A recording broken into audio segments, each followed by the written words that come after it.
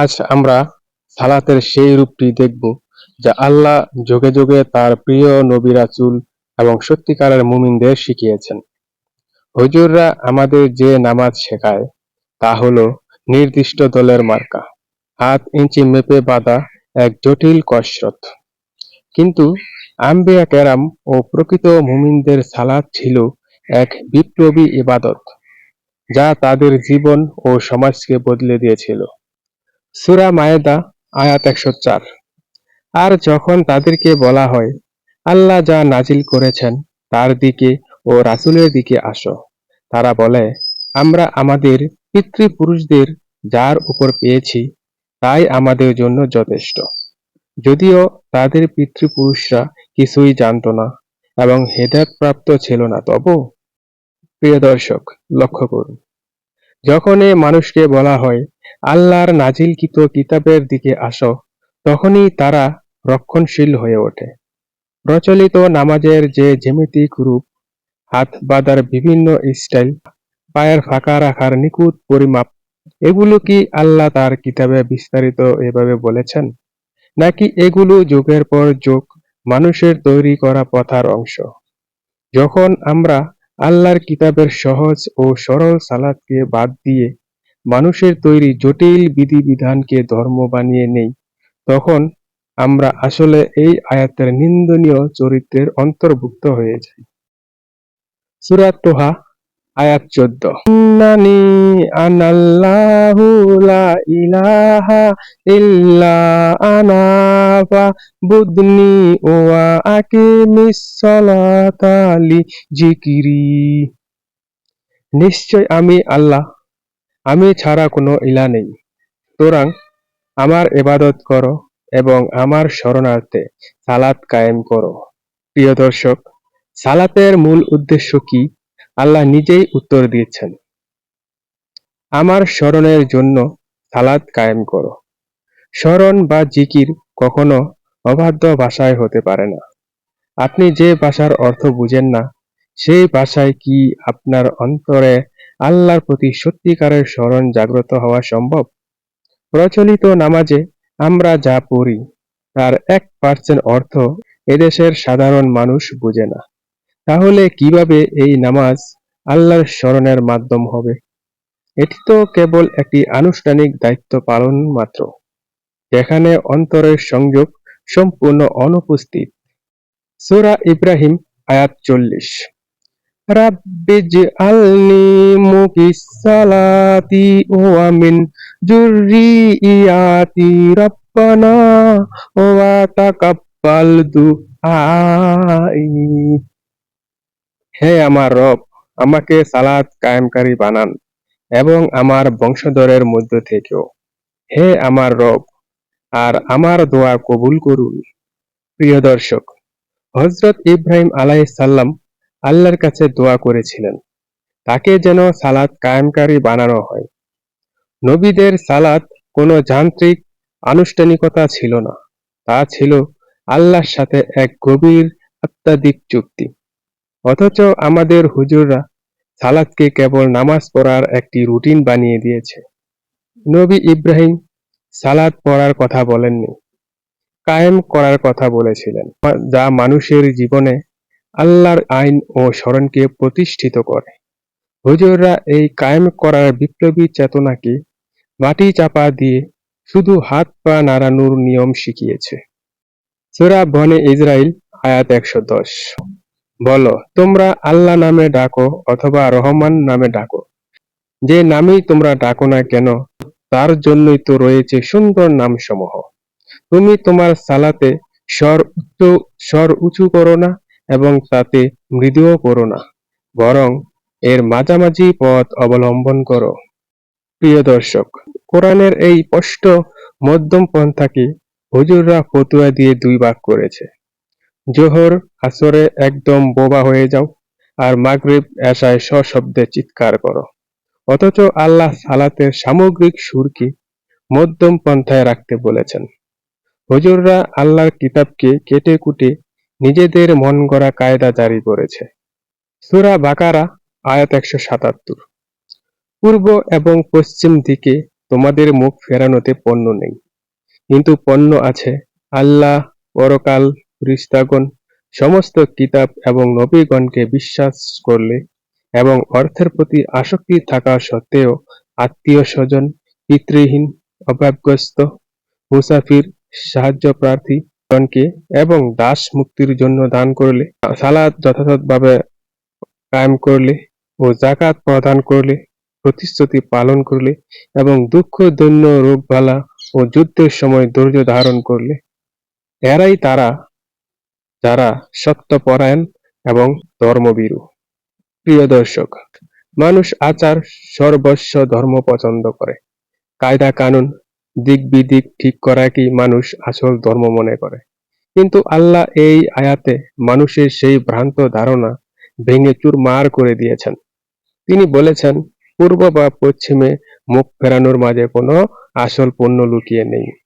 আসল পুণ্য হলো মানুষের মানবতাবোধ, তার ঈমান এবং তার ত্যাগ। অথচ প্রচলিত নামাজে এই বাহ্যিক দিক এবং দাঁড়ানোর ভঙ্গি নিয়েই যত মারামারি ও দলাদলি, যার সাথে আসল পণ্যের কোনো সম্পর্ক নেই।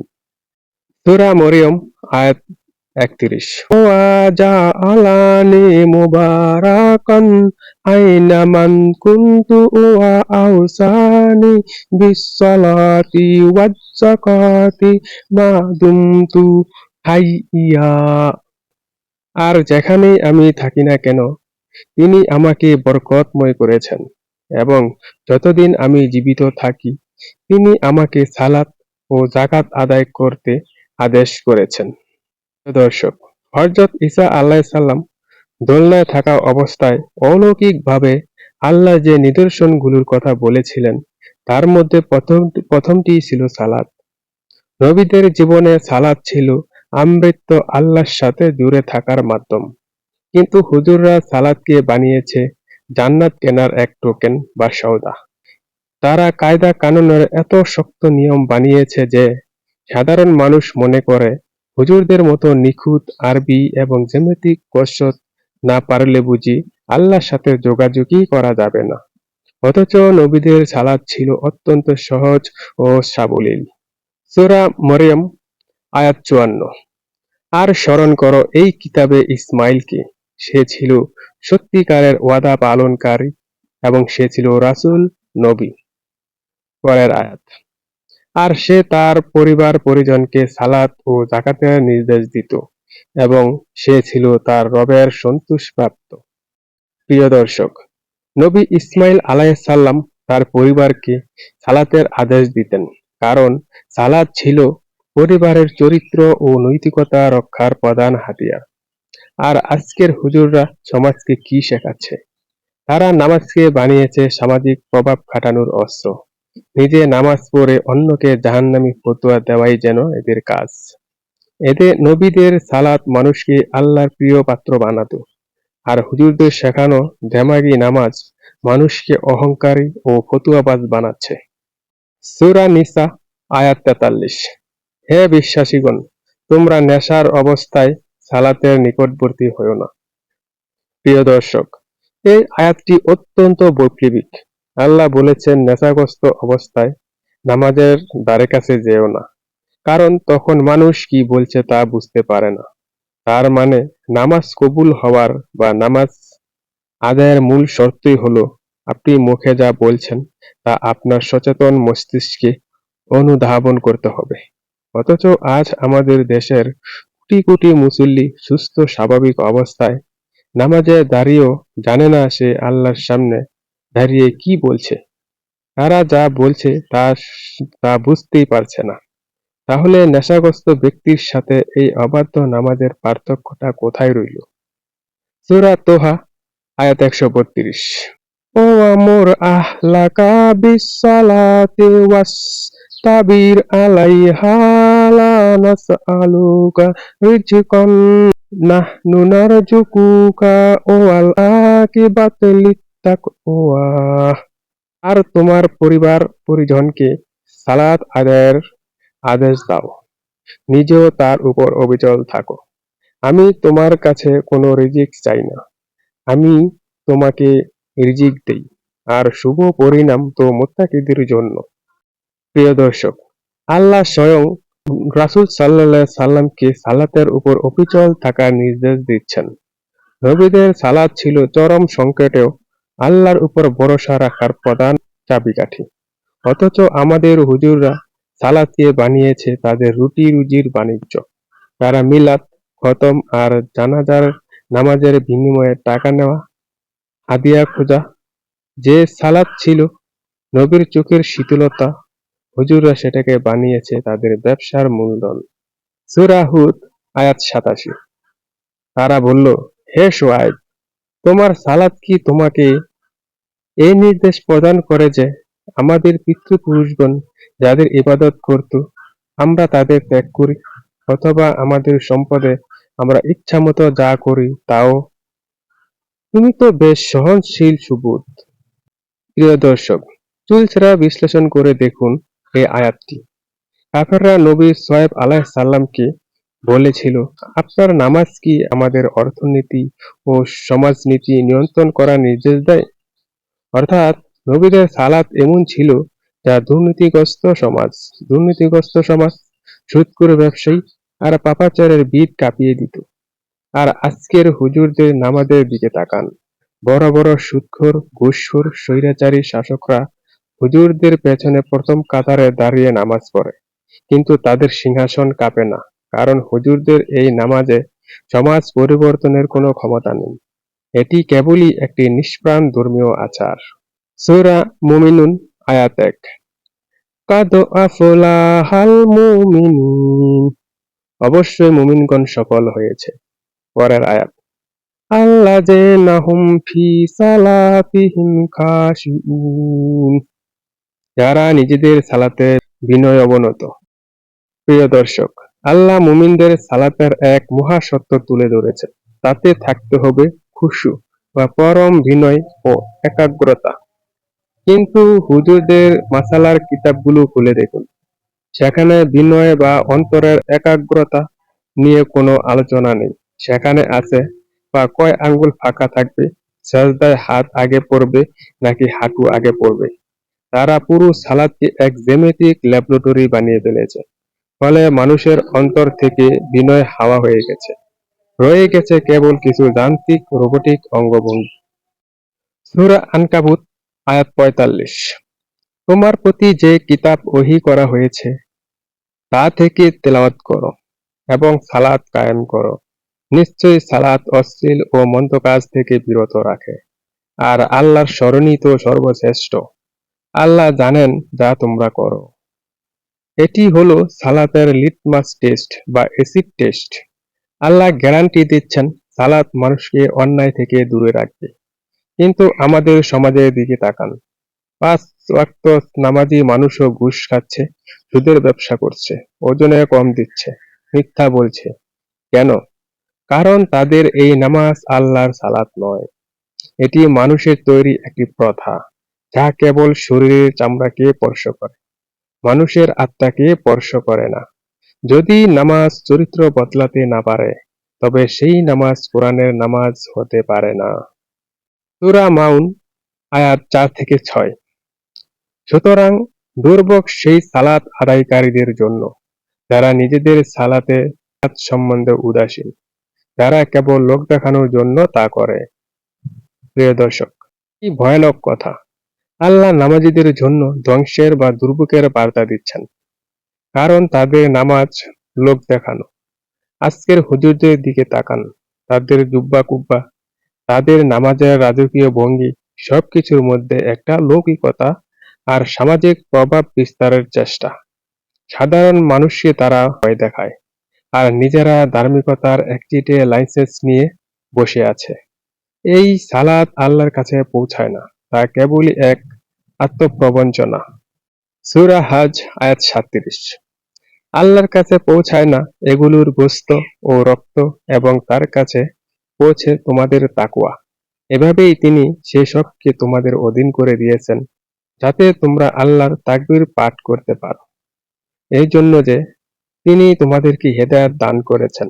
সুতরাং তুমি সৎকর্মশীলদেরকে সুসংবাদ দাও। প্রিয় দর্শক, যদিও এটি কুরবানির প্রেক্ষাপটে বলা, কিন্তু এটি ইসলামের প্রতিটি ইবাদতের মূল চালিকা শক্তি। আপনি কতক্ষণ সাজদায় থাকলেন, কত সুন্দর করে রুকু করলেন, তা আল্লাহর কাছে পৌঁছায় না। আল্লাহর কোনো অভাব নেই। আল্লাহর কাছে পৌঁছায় আপনার ভিতরের তাকওয়া বা খোদাভীতি। কিন্তু প্রচলিত ইবাদত ব্যবস্থায় বাহ্যিক ফর্মালিটিস বা নিয়ম-কানুনকে এত নিখুঁত করার চেষ্টা করা হয় যে মানুষ তার অন্তরের তাকওয়া ও আন্তরিকতাকেই হারিয়ে ফেলে। সূরা ইউনূস আয়াত ৩৬। আর তাদের অধিকাংশ কেবল ধারণার অনুসরণ করে। নিশ্চয় সত্যের বিপরীতে ধারণা কোনো কার্যকারিতা রাখে না। নিশ্চয় আল্লাহ তারা যা করে সেই সম্পর্কে সম্যক অবগত। প্রিয় দর্শক, হুজুররা যে নামাজের হরেক রকম নিয়ম কানুন আমাদের গেলাচ্ছে, তার কোনটার কি শতভাগ সুনিশ্চিত ঐশী প্রমাণ আছে? সবই হলো অমুক রাব্বির ধারণা, তমুক ইমামের অনুমান। আল্লাহ বলেছেন, সত্যের সামনে ধারণার কোনো দাম নেই।